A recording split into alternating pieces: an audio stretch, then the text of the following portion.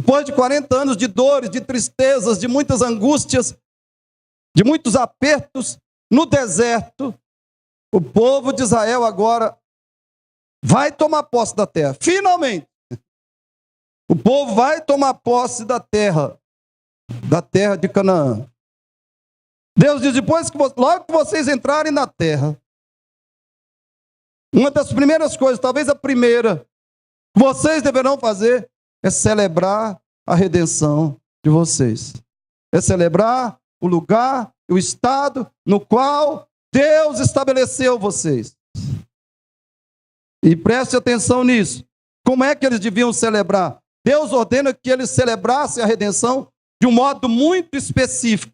E isso para que o povo declarasse em quem estava a sua confiança e a quem ele devia a sua salvação e gratidão. O povo tinha que declarar explicitamente, de modo bastante concreto e ostensivo, o povo devia declarar a quem ele devia a sua salvação e a sua gratidão. Nessa passagem que nós lemos, estão os principais fatos históricos que marcaram a transição, a redenção de Israel do paganismo e do Egito para a condição de povo exclusivo de Deus. Então aqui estão os fatos históricos principais que marcaram a redenção de Israel. E que o transformou de um povo pagão, de um povo escravo no Egito, em um povo exclusivo de Deus. Um povo que se tornou propriedade exclusiva de Deus. E esses fatos da redenção que são relacionados nesse texto são tipos. Ou seja, eles são figuras, representações, profecias dos fatos da redenção que Deus realizaria em Cristo em prol dos seus eleitos de todas as nações. Então eu quero que você não esqueça disso, que aqui nós temos uma lista, provavelmente dos principais fatos da redenção que Deus realizaria em Cristo, através da pessoa e obra de Cristo, pelos seus eleitos de todas as nações. Esses fatos da redenção de Israel do Egito, desde o Egito até a terra de Canaã, são anúncios, são profecias, são tipos. O Velho Testamento é cheio de pessoas proféticas, coisas proféticas, acontecimentos proféticos. E eu não estou usando profético em nenhum sentido que é usado hoje no neopentecostalismo. Você esqueça isso aí. Mas os fatos anunciavam o que nos viria pela pessoa e obra de Cristo. O que é que o israelita devia lembrar? O que o israelita devia celebrar? E o que é que nós, o cristão bíblico, da mesma forma, deve lembrar e celebrar? Vamos ver os fatos. Primeiro, que o israelita devia lembrar, devia celebrar não a perdição, mas o fato de ter sido livrado dela. O primeiro fato é esse. Qual é? A perdição iminente. O que é iminente? Aquilo que pode acontecer imediatamente, que pode acontecer em qualquer momento, aquilo que não vai demorar para acontecer. Então o israelita devia celebrar o fato dele ter sido livrado de uma perdição que era iminente. Verso 5, parte A, leia comigo. Então testificarás perante o Senhor, teu Deus, e dirás: Arameu, prestes a perecer, foi meu pai. Aqui o israelita estaria falando de Abraão, lá na terra de Arã, antes de ser chamado por Deus. Arão era idólatra, pagão e completamente idólatra. E por isso ele logo pereceria no inferno. Era essa a condição de Abraão.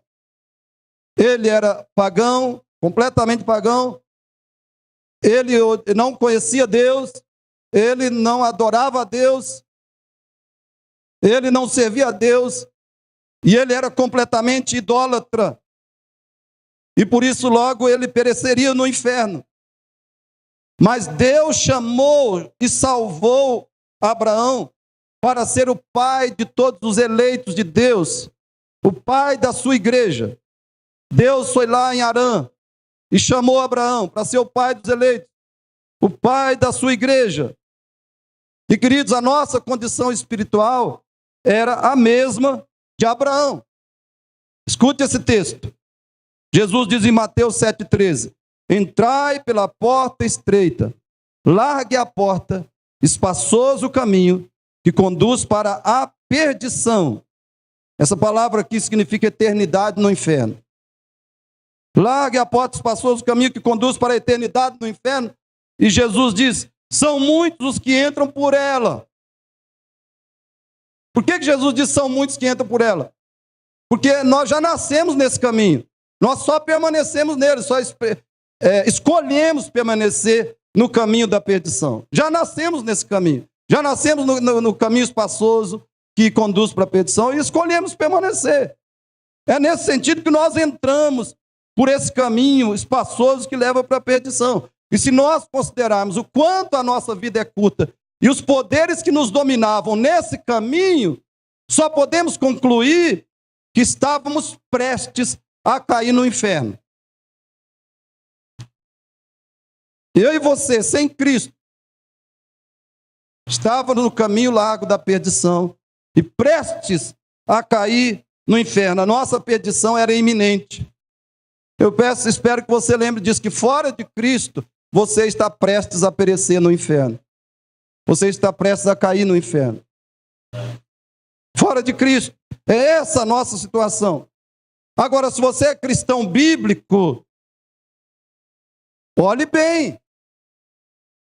Olhe bem de onde você saiu. De onde Deus te tirou. De onde Deus te resgatou. Então não será difícil celebrar a sua redenção. Você estava na iminência de ser lançado no inferno. Se você é cristão, Deus fez algo indescritivelmente maravilhoso por você. Você era igual a Abraão lá em Harã, prestes a perecer. Lembre de onde Deus te tirou e não será difícil celebrar a sua redenção, se realmente ela aconteceu.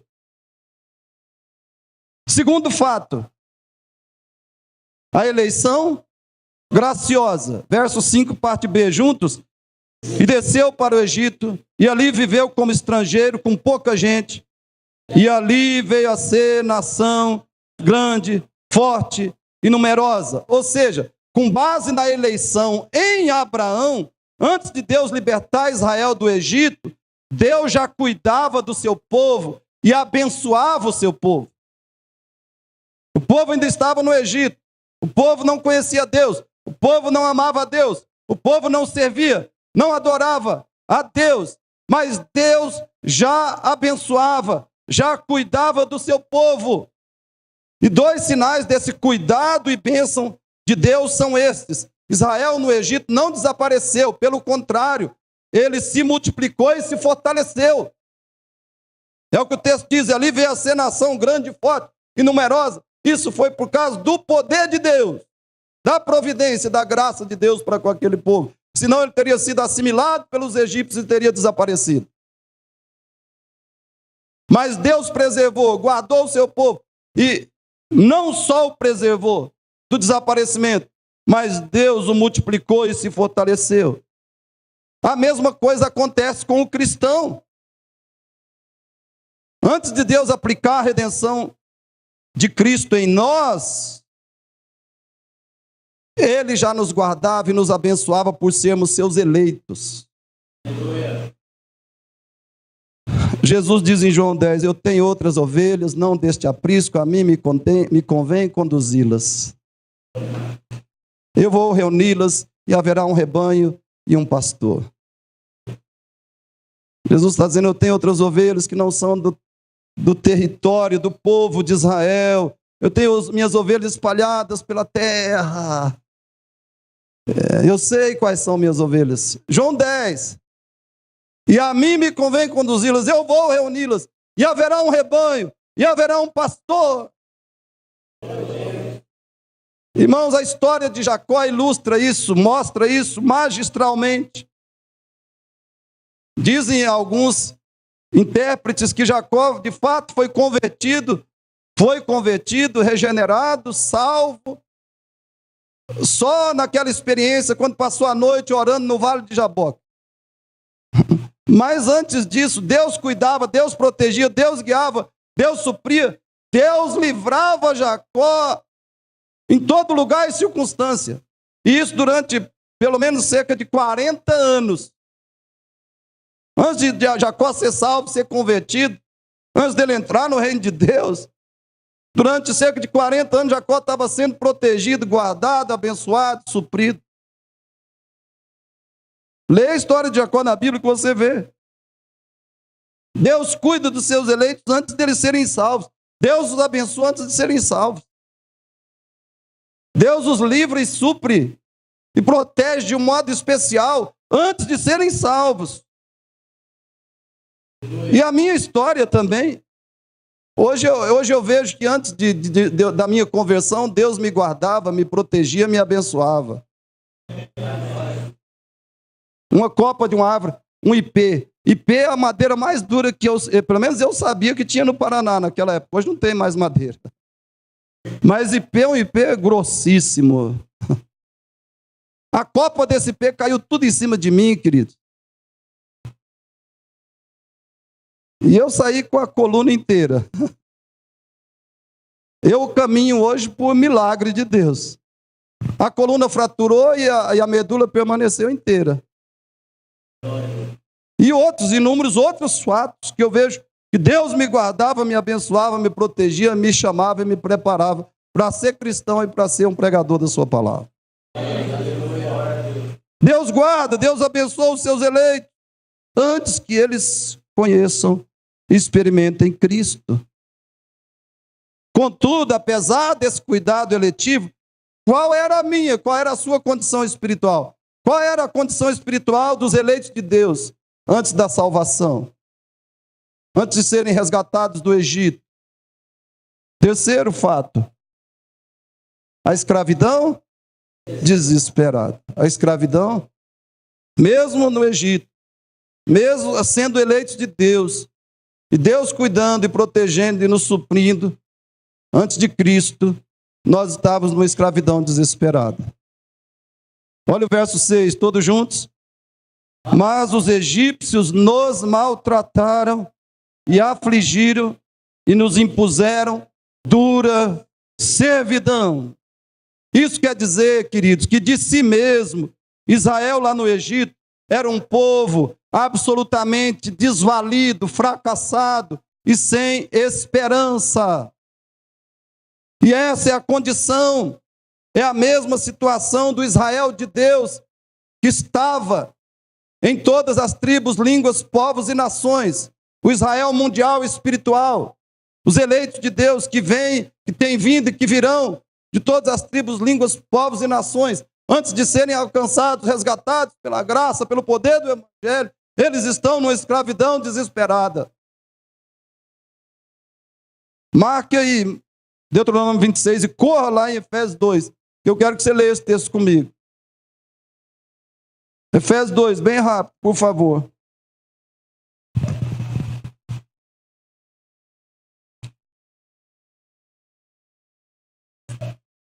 Eu espero que o Espírito Santo, se você não entendeu esse texto, o Espírito Santo te dê entendimento dele hoje. Porque se o Espírito Santo te der entendimento dele hoje, é uma condição. É um passo para que você saia da escravidão, do pecado, do diabo e do mundo. É um passo. Efésios 2, 1 a 3, todos juntos. Ele vos deu vida, ele, Deus, o Pai, vos deu vida, estando vós mortos nos vossos delitos e pecados, verso 2, nos quais andastes outrora, segundo o curso deste mundo. Escravidão do mundo. Estavam na escravidão do mundo. Andavam segundo o curso desse mundo. Continuando. Segundo o príncipe da potestade do ar, do espírito que agora atua nos filhos da desobediência. Estavam na escravidão de Satanás. Escravidão de Satanás. Príncipe da potestade do ar, do espírito que atua nos filhos da desobediência, que é o diabo. Essa escravidão do diabo, de Satanás que estávamos. Terceiro, entre os quais também todos nós andamos outrora, segundo as inclinações da nossa carne. Escravidão do pecado.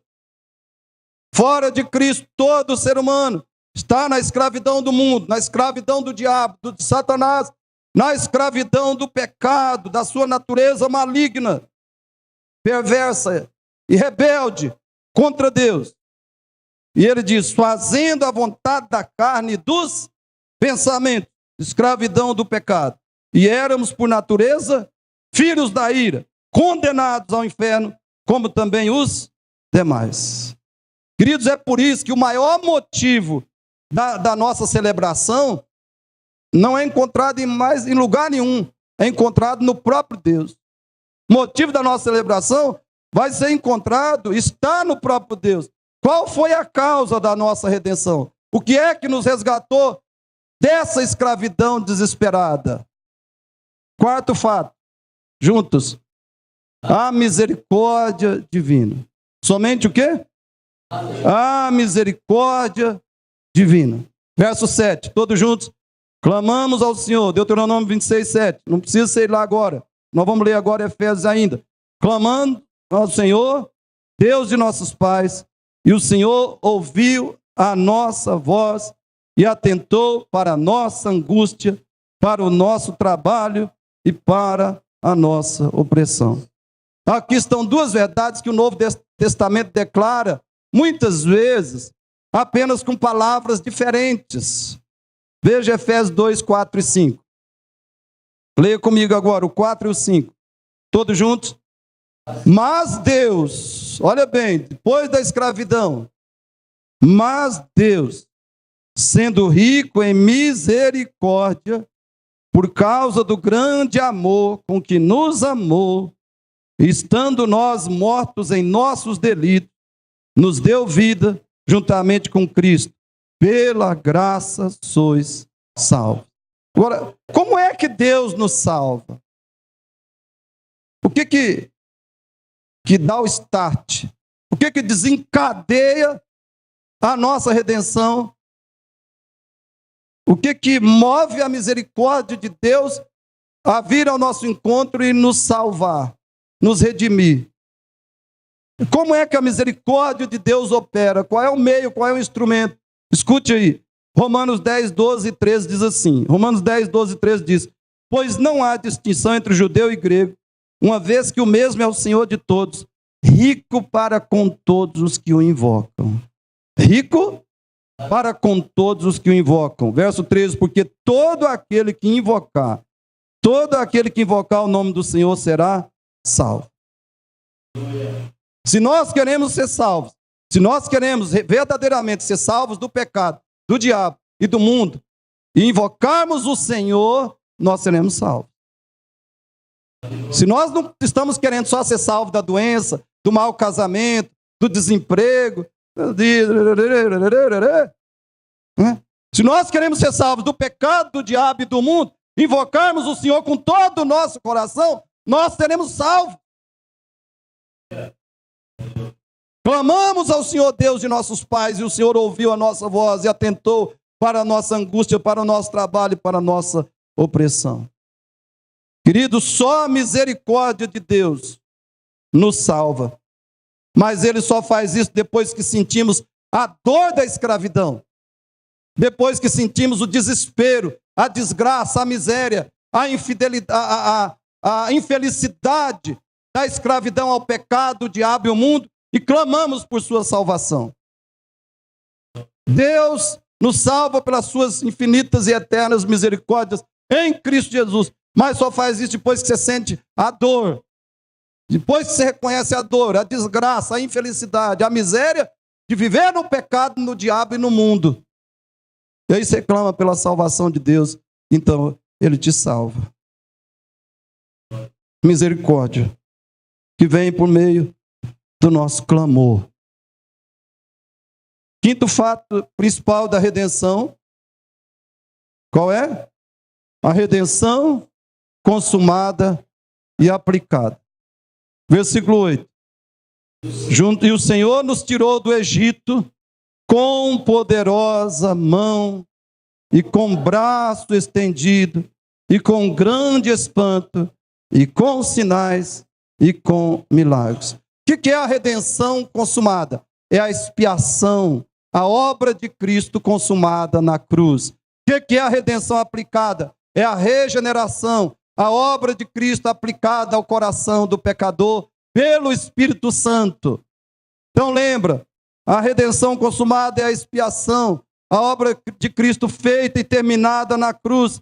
E a redenção aplicada é a obra de Cristo aplicada em nosso coração pelo Espírito Santo. Esse versículo que nós lemos, verso 8, é a profecia de 3 acontecimentos extraordinários. Primeiro, a crucificação de Cristo é o fato mais espantoso da história do mundo. A crucificação de Cristo é o fato mais espantoso, mais admirável, mais assombroso da história do mundo. E é por isso também que os ímpios, naturalmente ou de si mesmos, nunca crerão no Cristo crucificado. Porque a cruz de Cristo era Deus o Pai entregando o seu próprio Filho. O seu próprio Filho. A cruz de Cristo era Deus descarregando em si mesmo a sua infinita ira. A cruz de Cristo era Deus morrendo. Imagine isso. Se pode colocar junto essas duas palavras, Deus morrendo ou Deus morto. Mas Deus, na segunda pessoa da divindade, da Trindade, Deus morreu para resgatar o seu povo. E mais admirável ainda, a cruz de Cristo era Deus morrendo por si mesmo e por pecadores. Deus morrendo para justificar a si mesmo, para que Ele pudesse justificar pecadores. Como nós lemos em Romanos 3, verso 26. Segundo fato mais extraordinário da história é que a cruz de Cristo e a regeneração do pecador são as maiores manifestações do poder de Deus em todos os tempos. A obra de Cristo na cruz e a regeneração de um pecador são as maiores manifestações do poder de Deus nesse mundo. Não há nem a criação do mundo, nem a criação do mundo revelou e manifestou mais o poder de Deus do que a crucificação de Cristo e a regeneração do pecador perdido. É muito poder que Deus aplica. É muito poder que nós experimentamos. Poder de Deus quando somos salvos. Então nós devíamos, queridos, ser menos cegos. Nós devíamos nos alegrar muito mais e celebrar muito mais a nossa redenção. Porque são poucos que têm esse privilégio tão privilegiado de experimentar o poder de Deus na sua própria salvação do pecado. São pouquíssimas pessoas que têm esse privilégio na história da humanidade, de experimentar o poder de Deus dessa forma. Você fala assim, mas Deus não manifestou seu poder comigo, porque não curou meu corpo, não tirou minha doença, não me deu aquele aumento de salário que eu tanto desejei, chorei, e não transformou meu marido, não melhorou meu casamento. Se você é cristão, querido, pare de lamuriar. O poder de Deus foi manifestado em você, de um modo que você não podia ficar sem Ele. Você recebeu o ouro, recebeu o tesouro, o ouro de maior valor, e está reclamando porque não recebeu uma moedinha.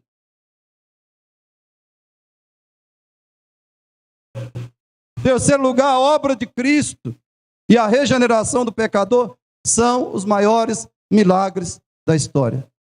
São as maiores manifestações do poder de Deus e exatamente por isso são os maiores milagres que aconteceram na história da humanidade. E isso, queridos, tudo isso foi por nós, pela igreja de Cristo. Deus fez isso pela igreja. Deus, o coração de Deus tem dois focos. O primeiro foco é o próprio Cristo. E o outro foco se chama igreja. Os eleitos de Deus em todos os tempos, que são resgatados pela cruz de Cristo. O coração de Deus está focado no seu filho e no seu povo. E através do seu filho ele resgata e salva o seu povo. Então o sexto fato da redenção é, juntos, a glorificação garantida. A glorificação garantida. Verso 9. E nos trouxe a este lugar e nos deu esta terra que mana leite e mel. Olha o que ele está falando no passado. Deus nos trouxe, Deus nos deu a terra que mana. Então, está dizendo, o que o versículo está querendo dizer é o seguinte: Deus prometeu salvar o seu povo e Deus salvará o seu povo. Nem o diabo, nem o pecado, nem todos os demônios do inferno, nem a superpotência mundial de qualquer época vai impedir que Deus salve o seu povo. E que Deus o resgate do Egito e o estabeleça na terra prometida. Ninguém vai impedir, nada vai impedir o braço de Deus. Nada impede. Deus prometeu, Deus cumpre.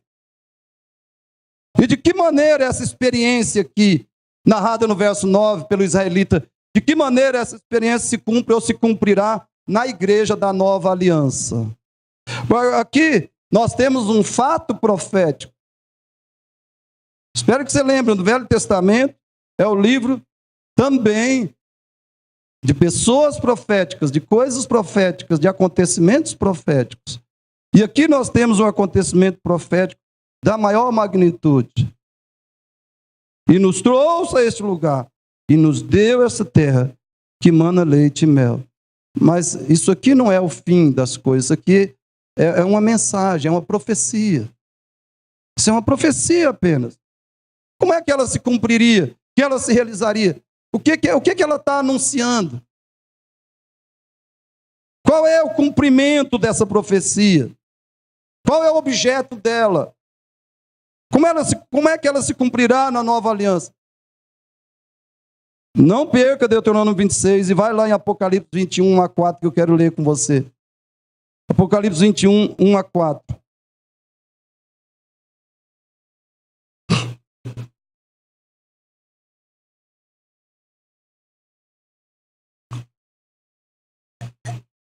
O que é que o Novo Testamento quer dizer com terra? O que é que o Velho Testamento quer dizer com terra que mana leite e mel? O que é que o Novo Testamento quer dizer com isso? O Velho Testamento. Vamos ver a resposta.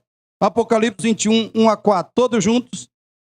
Vi novo céu e nova terra. Pois o primeiro céu e a primeira terra passaram, e o mar já não existe. Vi também a cidade santa, a nova Jerusalém, que descia do céu da parte de Deus. Quem é essa cidade santa? Quem é essa nova Jerusalém? Ataviada como noiva. Então era uma pessoa? Mais propriamente é um grupo de pessoas. A nova Jerusalém, a cidade santa, é um grupo de pessoas. É a nova humanidade de Deus. É a igreja de Cristo, ataviada como noiva, adornada para o seu esposo. Terceiro, então, ouvi grande voz, vinda do trono, dizendo: eis o tabernáculo de Deus com os homens. Deus habitará com eles. Eles serão povos de Deus, e Deus mesmo estará com eles. Verso 4. E lhes enxugará dos olhos toda lágrima, e a morte já não existirá.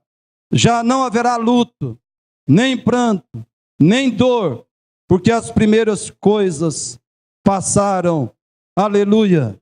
Aqui está, irmãos, o verdadeiro leite e mel tão falado no Antigo Testamento. Aqui nós temos a descrição, a realidade. Lá era uma figura, era um tipo. Aqui nós encontramos a realidade. Lá era uma profecia, agora a profecia está cumprida. Apocalipse 21, 1-4. Aqui está o verdadeiro leite e mel, de que tanto o Antigo Testamento fala. Agora eu pergunto, qual é a consequência dessa redenção gloriosa? Nós estamos glorificados. Efésios 2 diz que Deus nos deu vida em Cristo e com Ele nos ressuscitou e nos fez assentar nos lugares celestiais em Cristo Jesus.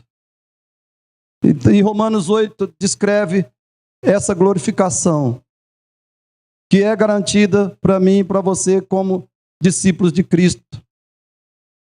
Como essa redenção tão gloriosa, tão maravilhosa deve ser celebrada? Vamos ver o 7º ponto. A celebração infalível, ou seja, celebração que não pode faltar. O povo de Deus não pode deixar de celebrar a sua redenção. Tem que haver celebração. O povo de Deus não pode falhar. A celebração tem que ser infalível, ela não pode faltar. Nós temos que celebrar a nossa redenção. Agora veja como. Uma das formas. Existem inúmeras, eu diria, inúmeras formas de celebrarmos a nossa redenção em Cristo. Mas vamos ver uma, da qual esse texto trata. Versos 1 e 2. Leia comigo, 1 e 2. Depois 10 e 11. Diz assim. Lá em Deuteronômio 26. Leia aí na sua Bíblia. Deuteronômio 26, 1 e 2, depois 10 e 11. Vamos lá? Ao entrares na terra que o Senhor teu Deus te dá por herança, ao possuí-la e nela habitares, aí Deus está dizendo, redenção consumada, redenção completada. O que você tem que fazer agora? Vamos lá? Tomarás das primícias de todos os frutos do solo que recolheres da terra, que te dá o Senhor teu Deus, e as porás num cesto, e irás ao lugar que o Senhor teu Deus escolher, para ali fazer habitar o seu nome. E quando chega lá, o que você tem que fazer? 10, versículo 10. Eis que agora, você fala ao sacerdote, eis que agora trago as primícias dos frutos da terra que tu, ó Senhor, me deste. Então as porás perante o Senhor teu Deus, e te prostrarás perante ele. Porás e te prostrarás, alegrar-te-ás por todo o bem que o Senhor teu Deus te tem dado a ti e a tua casa, tu e o levita e o estrangeiro que está no meio de ti. Ele traria as primícias e aí ele faria esse discurso que nós acabamos de ver. Ele narraria esses fatos da redenção diante de Deus. Deus, eu te trago as primícias da minha terra, porque o Senhor fez isso comigo. Eu era arameu, prestes a perecer, e etc, etc, etc. E agora eu estou na terra que mana leite e mel. Por isso, eu trago ao Senhor as primícias de tudo que me deste. Isso era adoração. Era uma celebração na forma de adoração, de tremenda alegria, de prostração. Veja, prostrarás perante o teu Deus. Prostrarás. Ele ia manifestar, a celebração tinha que ser feita de uma expressão bem intensa, de confiança em Deus, de dependência de Deus, de esperança em Deus. Dizer, Deus, o Senhor é o segredo, o Senhor é a chave, o Senhor é tudo. Ele ia se prostrar diante de Deus, declarar a sua dependência, a sua confiança, a sua esperança em Deus, declarar que tudo que ele tinha era de Deus, vinha de Deus, e que ele devolvia a Deus, e que ele agradecia a Deus. Ele tinha que prostrar e expressar uma tremenda gratidão a Deus, e se alegrar por todo o bem que o Senhor lhe tinha feito. Então, queridos, eu fico assim, eu acho muito interessante e significativo que Deus nos manda celebrar a redenção que Ele nos deu, trazendo a Ele uma parte do fruto do nosso trabalho, trazendo a Ele nossos bens materiais, uma parte dos nossos bens materiais e do nosso dinheiro. Então, nesse texto, nós temos que fazer 4 perguntas sobre esses versículos que acabamos de ler. 4 perguntas. O que é que Deus está nos ensinando aqui? O que é que Deus está nos ensinando? Ao solicitar essa celebração, o que é que Ele está nos ensinando? Que Ele, Deus, é o verdadeiro dono das nossas pessoas e das nossas coisas. Ele é o verdadeiro dono das nossas pessoas, das nossas coisas. Você pensa que você possui um carro, que você é dono de um carro? Não, seu carro é te emprestado por Deus. Seu carro está emprestado a você por Deus. Você pensa que você possui dinheiro? O dinheiro que você tem, Deus te emprestou. É um empréstimo que Ele te fez. E se você usar mal, Ele não te cobrar agora, o inferno está te esperando para a cobrança. Seu dinheiro não é seu, é um empréstimo de Deus para você. A sua casa também não é sua, é um empréstimo. Seu trabalho não é seu, Deus está te dando o privilégio de poder trabalhar e ganhar o seu sustento. Deus te emprestou esse trabalho para que você o glorifique nele, para que você o honre nele, para que você proclame Cristo ali, com o seu agir, com suas palavras, no ambiente de trabalho, se você é cristão de fato. Você anuncie Cristo ali. Trabalho é um privilégio que Deus te dá. A roupa que você está vestindo não é sua, está emprestada. Nem a roupa é sua, nem a cueca. Todos os nossos bens são de Deus. Porque, principalmente se nós somos de Cristo, nossas pessoas são dele. O nosso corpo é dele, o nosso espírito é dele. A nossa energia é dele, a nossa inteligência é dele. Pertence tudo a ele, nossas pessoas e nossas coisas. Por quê? Primeiro, porque ele nos criou. Ele é o nosso criador. Segundo, porque ele nos redimiu em Cristo. Ele nos comprou por um preço altíssimo. Deus nos comprou por um preço altíssimo. E a moeda foi o sangue do seu filho. Não tem preço maior. Então nós pertencemos a Deus. Deus é nosso dono. Deus é dono das nossas pessoas e coisas porque Ele nos criou. E principalmente porque Ele nos resgatou, nos redimiu, nos comprou com o sangue do seu filho. Com preço infinito. Deus é a razão de sermos o que somos e termos tudo o que temos. Seja espiritual, seja material, Deus é a razão. A razão não é a nossa força, não é a nossa capacidade, o nosso esforço, a nossa educação, a nossa inteligência. A razão é o Senhor. O próprio esforço que nós podemos fazer veio de Deus, Ele que deu. A própria capacidade, inteligência, educação, trabalho, emprego, dinheiro, renda, Ele que deu. Não vem nada, não procede nada de nós. Então, queridos, o que Deus está nos ordenando aqui? Ele está dizendo que já que Ele é a razão de todas as bênçãos, nossas bênçãos espirituais e materiais, nós devemos vir a Ele. Devemos vir a Ele intencionalmente, planejadamente. Devemos vir a Deus expressando reconhecimento, amor, gratidão, louvor e alegria pelo que Ele tem sido e tem feito por nós. Devemos vir a Ele intencional e planejadamente, expressando o nosso reconhecimento, a nossa gratidão, louvor, alegria e amor por Ele. Devemos ir a Ele expressando que a nossa confiança, esperança e dependência estão nele. E a terceira pergunta, qual é uma forma que Deus espera que nós celebremos a sua redenção? Esse capítulo menciona 2 formas específicas. Primeiro, as primícias, versos 2 e 10. Os primeiros e melhores frutos da colheita. Israel tinha que trazer os primeiros e melhores frutos da colheita para Deus. As primícias. E segundo, os dízimos, verso 12 a 14. Em Israel havia 3 dízimos. Você fica escandalizado que você, como cristão, deve trazer um dízimo a Deus? Você fica escandalizado?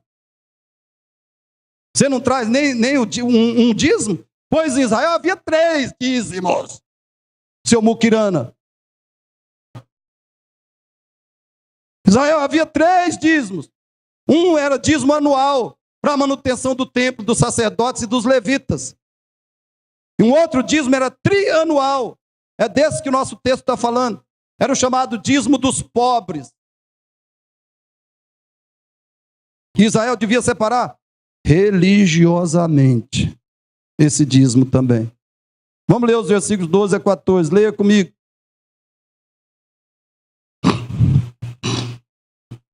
(12 a 14), todos juntos. Quando acabares, Deuteronômio 26, 12 a 14.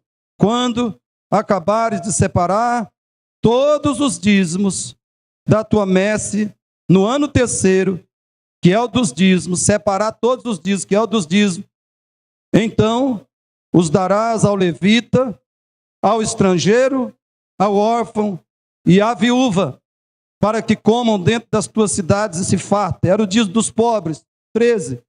Dirás perante o Senhor teu Deus: tirei de minha casa o que é consagrado, e dei também ao levita o que é consagrado, que Deus tinha exigido, solicitado. Dei também a quem? Ao levita, e ao estrangeiro, e ao órfão, e à viúva, segundo todos os teus mandamentos que me tens ordenado. Nada transgredi dos teus mandamentos, nem deles me esqueci. Naquela celebração, ele tinha que declarar isso. Agora o 14, presta atenção. Dos dízimos, não comi. Irmãos, talvez a nossa infelicidade aqui é que nós temos comido os dízimos do Senhor. Nós podemos comer os dízimos aqui na igreja. Na cadeira que você está sentando, você está comendo seu dízimo. Mas você tem que trazer. O dízimo é para você comer. Por que eu estou aqui podendo pregar? Por que eu estou podendo pregar? Porque tem pessoas nessa igreja que traz dízimos e traz ofertas. Por isso que eu posso me dedicar ao ministério pastoral. Agora, você está comendo o seu dízimo na forma da palavra de Deus que você está recebendo. Quando você não traz seu dízimo, você está querendo só comer de graça. E me veio uma ideia aqui agora, mas não vou falar não, porque vai ferir, vai ofender. Você quer só comer de graça. Dos dízimos não comi no meu luto, e deles nada tirei. Deles nada tirei estando imundo, nem deles dei para a casa de algum morto. Obedeci à voz do Senhor meu Deus, segundo tudo que me ordenaste, tenho feito. Será que eu e você podemos dizer isso? Não comi dos dízimos? Não dei para quem eu queria dar? Eu queria.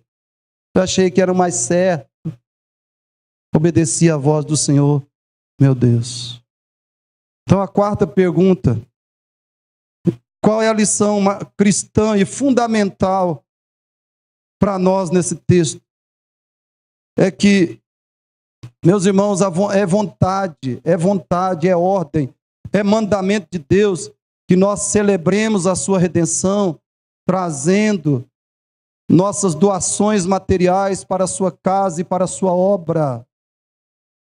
É vontade de Deus que nós celebremos, é ordem, é mandamento dele, que celebremos a redenção, trazendo para a sua casa nossas doações, para a sua obra.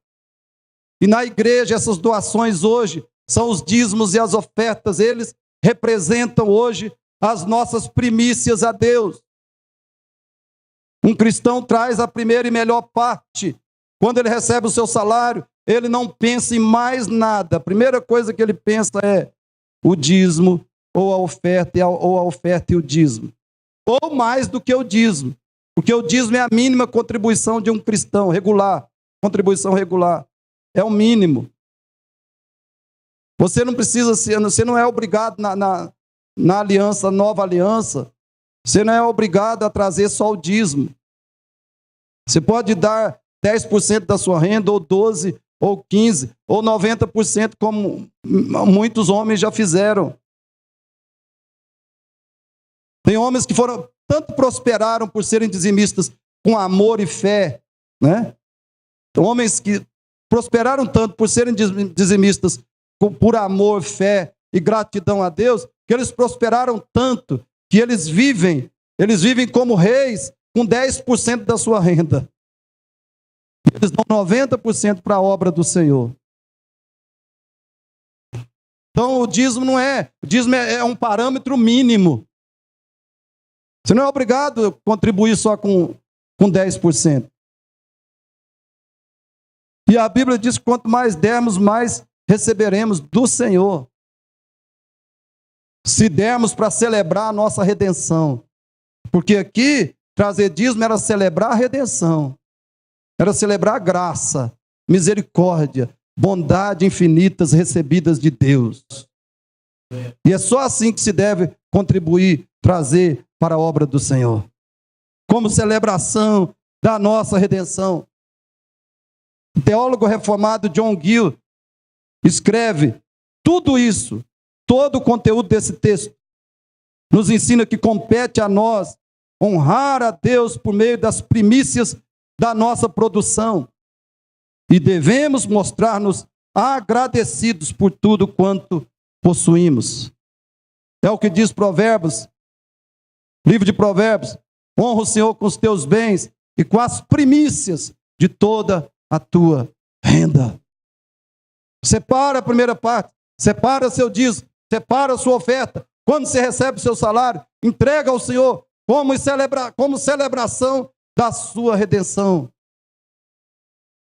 É isso que Deus espera de nós. Essa passagem nos permite inferir, formular algumas implicações do Evangelho. Escute com atenção. Primeiro, o Evangelho redime não somente a pessoa, mas também todos os seus bens para Deus. Quando a pessoa é salva, é redimida por Cristo, é resgatada do poder, da prisão, do cativeiro, do pecado, do diabo e do mundo. Quando a pessoa é salva, essa redenção não é só dessa pessoa, ela redime todos os seus bens para Deus. Segundo, o Evangelho, a grande doação de Deus aos homens, automaticamente estimula, motiva os homens a fazerem suas doações a Deus. Se isso não acontece com você, você deve questionar a sua experiência com o Evangelho. Porque a grande doação de Deus a nós, que é o Evangelho, a pessoa e obra de Cristo, essa grande doação de Deus automaticamente vai nos motivar a fazer nossas doações a Deus. A doação de tudo que temos e somos, inclusive dos nossos bens e do nosso dinheiro. E terceiro, o Evangelho enche o coração e as mãos dos homens. A não ser que estejamos numa fase de grande tribulação, que é um propósito específico de Deus. A não ser por esse motivo de tribulação muito grande, ou de provação do Senhor, todos os cristãos têm pelo menos uma prosperidade suficiente. Todos os cristãos têm renda, têm bens, têm algum dinheiro, e pode trazer para o Senhor. O Evangelho enche o coração e as mãos dos homens, por isso eles não comparecem diante de Deus de mãos vazias. Não comparecem diante de Deus com as mãos vazias. Essa é uma determinação de Deus em Êxodo 34, verso 20, parte B. Ninguém aparecerá diante de mim de mãos vazias. E quando Deus fala assim, você pode observar o contexto. Deus está falando de coisas materiais, de doações materiais que o seu povo devia fazer a ele. Ninguém comparecerá diante de mim de mãos vazias. Irmãos, se o nosso coração está fechado para trazer dízimos e ofertas ao Senhor, como celebração da nossa redenção, pode ser que nós nunca tenhamos experimentado essa redenção. E nós estamos vivendo ainda no secularismo e não no cristianismo.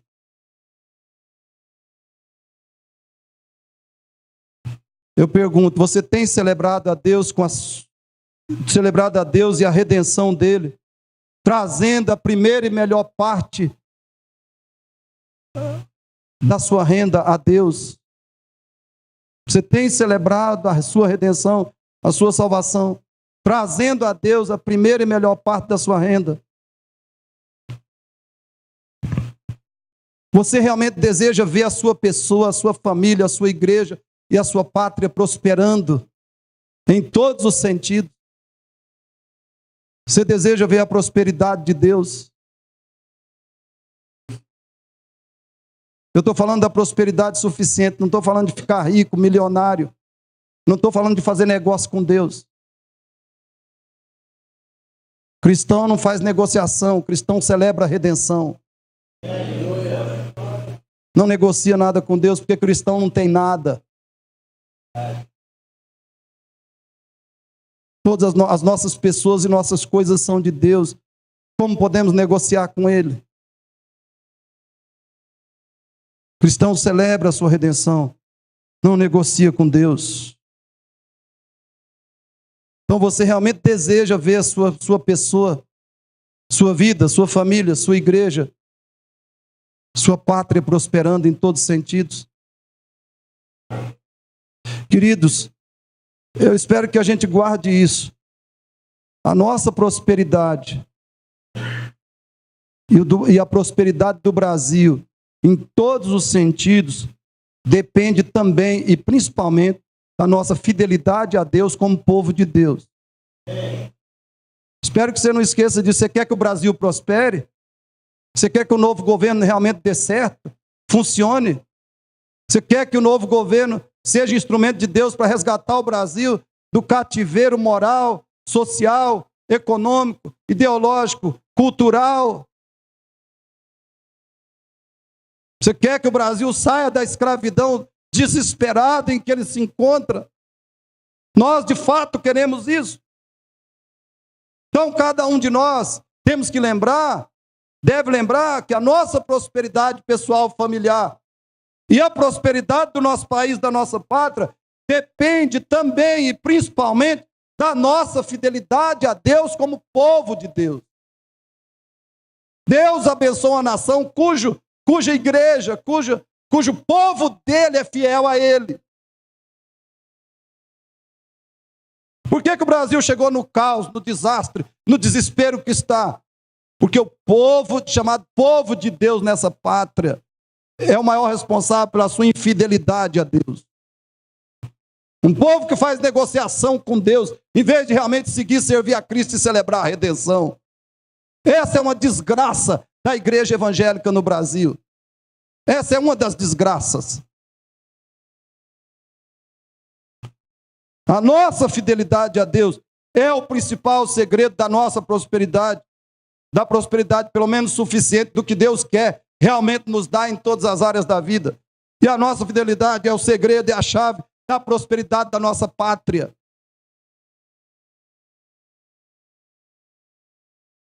Por isso eu estou concluindo e eu quero dizer para você, escute bem, a sua recusa, a sua resistência, recusa, indisposição de celebrar a Deus com seus dízimos e ofertas, pode ser uma indicação de que você nunca experimentou a redenção do Evangelho.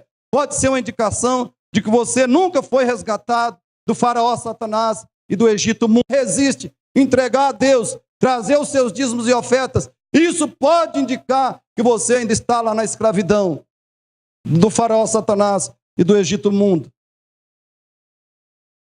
Agora, queridos, é importante nós lembrarmos, é fundamental nós sabermos que a redenção em Cristo é a única experiência que não pode faltar a uma pessoa que passa por esse mundo. A salvação em Jesus Cristo é a única experiência que não pode faltar a mim e você, a qualquer ser humano que passa por esse planeta.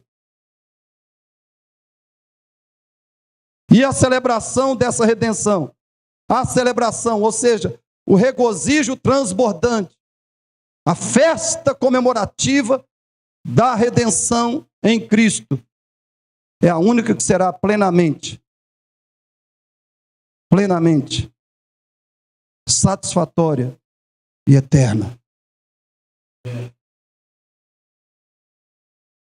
O nosso regozijo transbordante em Cristo, a festa comemorativa da nossa redenção, é a única que será, a única celebração que será plenamente satisfatória e eterna.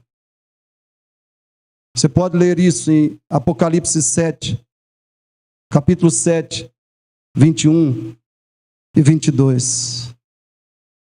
O povo de Deus vai celebrar a sua redenção por toda a eternidade. Mas essa celebração vai nos satisfazer perfeitamente e eternamente. Esse regozijo transbordante em Deus, essa festa comemorativa da salvação, vai nos preencher e nos